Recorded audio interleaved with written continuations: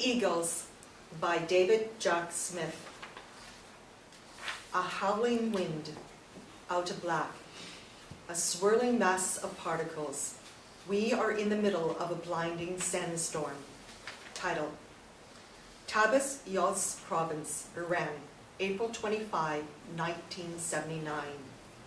The screen clears to reveal the twisted, smoldering shell of a U.S. Navy RH-53D Sea Stallion helicopter. The wreck is strewn with detritus, plus one incongruous item: a charred teddy bear, red, white, and blue ribbons tied around its neck, fluttering in the breeze.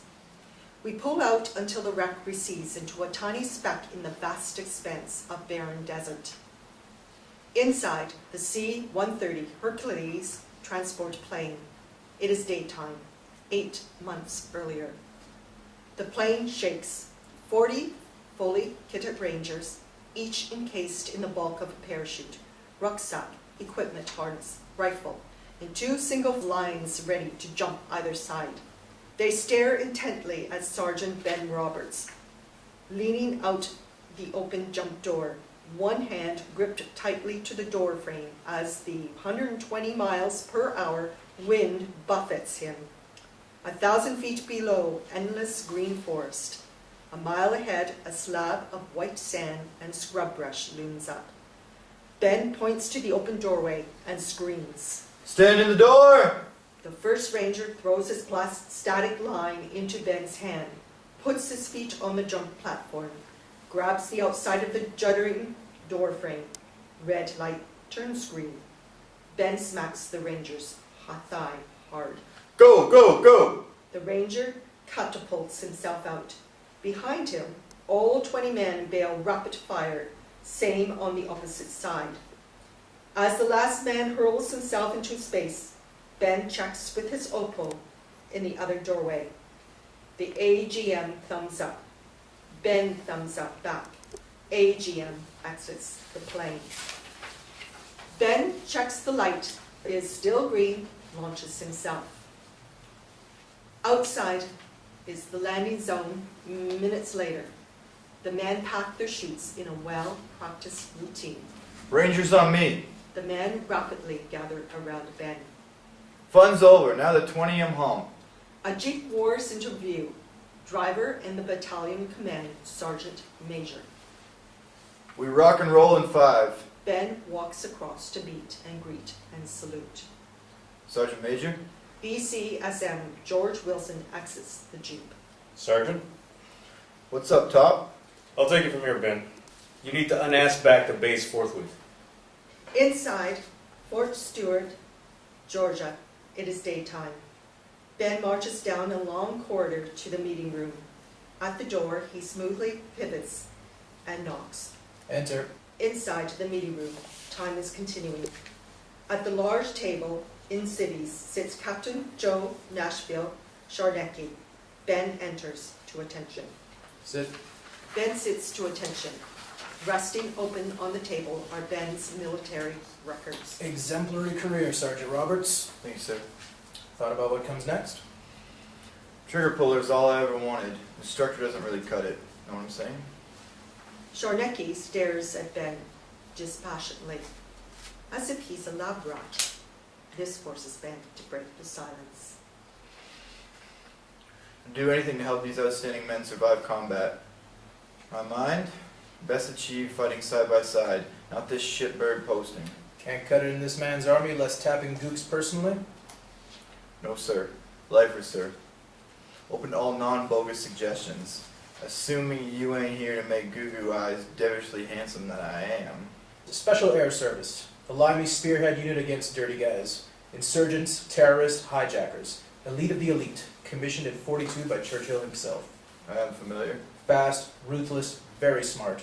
Real low down and dirty irregular operators. A game we're not invested in, till now." Ben nods his head. A long beat.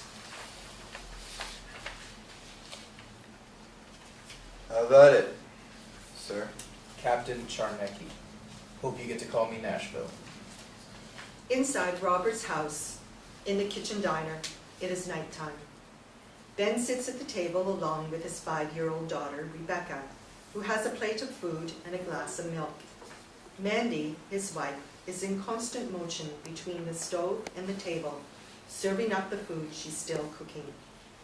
You said yes, just like that, on the spot. Zero consultation, like some young, dumb, full of it single guy? I had to, darling. He wanted... Daddy, look at me! Mandy slops mashed potato on Ben's plate. It's supposed to be a team, Ben. So you Roberts. Becca, hun, please don't talk with your mouth full. Okay, sweetheart? So am I. I'm a good girl. That you are, Becca. Unlike some. Mommy's mad at me. Uh-oh. Inside Rebecca's bedroom, it is nighttime. Ben is tucking Rebecca in for the night. Tucked in next to her is that teddy bear. I don't like it when you're not here, Daddy. I know, Munchkin, I know. I don't like it when I'm not here with you. But you know what Rangers do. Rangers lead the way. That they do, darling. But you'll miss Miss Teddywinkle's birthday. Ben takes his daughter's hand, pressing it to his heart. Feel that, Angel? Yes, Daddy? That's my heart, beating fit to bust, because I love you and Mommy so much. Daytime on the Tehran street. It is September 11, 1978. Large black American embassy car moves through a huge throng of pissed-off Iranians. Horn constantly beep. People part like the Red Sea. They spit at the car, banging on it, making aggressive gestures. Time is continuing. It is inside the embassy car. Scott Sessions, third secretary, and a mysterious visitor picked up from the airport, Czarnecki. It's normal. Pretty much daily since the Shah landed on U.S. soil. Wait till you see the fun outside the embassy. Gut feeling, Mr. Sessions? Scott, please. Lay it on me. No sprinkles. Seriously? Anybody in fucking Washington even fucking listening, Mr. Brown? Pardon my fucking French. No problem. I mean, 6 months before we spirited out the Shah, the CIA managed to fucking conclude Iran wasn't in a revolutionary or even a pre-revolutionary mood. Then that sly Nazi Khomeini flies in on his broomstick, blows the House of Pavi down the crapper. Not our best analysis. Analyze this then. Kind of funny, really. Last week, Marines catch 10 Khomeini true nuts in the compound. Off Czarnecki's look of incredulity. That's right, embassy grounds unchallenged. Anyways, they're climbing the 50-foot flagpole out front. Objective? Burn our fucking flag. Jesus, can you fucking believe that? Burn the stars and stripes on American sovereign territory? Fuck that, right? Response? Massive. As authorized by the President of these here United States, the Marines deployed all their firepower to send an unambiguous message to the Iranian regime and protect American honor, of course. They greased the fucking pole. Time is continuing. It is on the Tok-e-Jazid street. The car passes the high embassy walls covered with insults in Farsi and English. It reaches the gates. The crowd goes crazy as the Marine guards usher it in, then slam the gates shut. A huge rock is hurled at the car, bounces off the back window. Daytime, the corridor of the U.S. Embassy. Czarnecki follows Sessions down a long corridor. They reach a door and enter a bizarre room. Time is continuing. It is in the U.S. Embassy room. Inside is another enclosed room made from clear plastic. The U.S. Embassy in the bubble. Time is continuing. Bruce Leyen, chargé d'affaires and acting ambassador, sits at a long table reading a thick file. He stands up and shakes his hand with Czarnecki.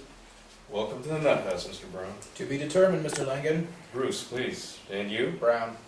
So that's how it is? Apparently. This is incredibly short notice, and I would have thought you'd want the rest of my staff. Just the important players. No offense, Mr. Brown, but who exactly are you? From which murky alphabet soup do you hail? My CIA chief, Marvin Kalb, has no idea. Someone higher up on the shit down chain decided you don't need to know. Not my call, sorry. I appreciate your directness. Who are your best natural Farsi speakers, not counting the mob outside? Legion and Sessions look at each other. They laugh. It wasn't that funny. There's only one fluent speaker, John Limbert, second secretary. Limbert's very, what would you say, ambassador? Optimistic about the new RN? Peace Corps, Iranian wife, non-native. Daytime outside Camp Aberdeen. Ben drives his pickup to a gate with a large sign, Camp Aberdeen, Fort Bragg. A soldier in fatigues waves him through. Ben parks in the nearby lot and gets out. Another soldier approaches. Sergeant Roberts, glad you made it. They shake hands. Hold your gear to Barracks A. Grab a cot, find Sergeant Major Levine. He'll issue equipment. Chow 17:30 hours. Instructions posted outside the mess hall. Have a good one. Okay, thanks. Ben grabs his kit bag, heads towards the barracks. Inside the barracks a few seconds later, row of GI cots run down each side of a concrete floored, tin-roofed building. String of bare light bulbs hang from the center line of exposed rafters.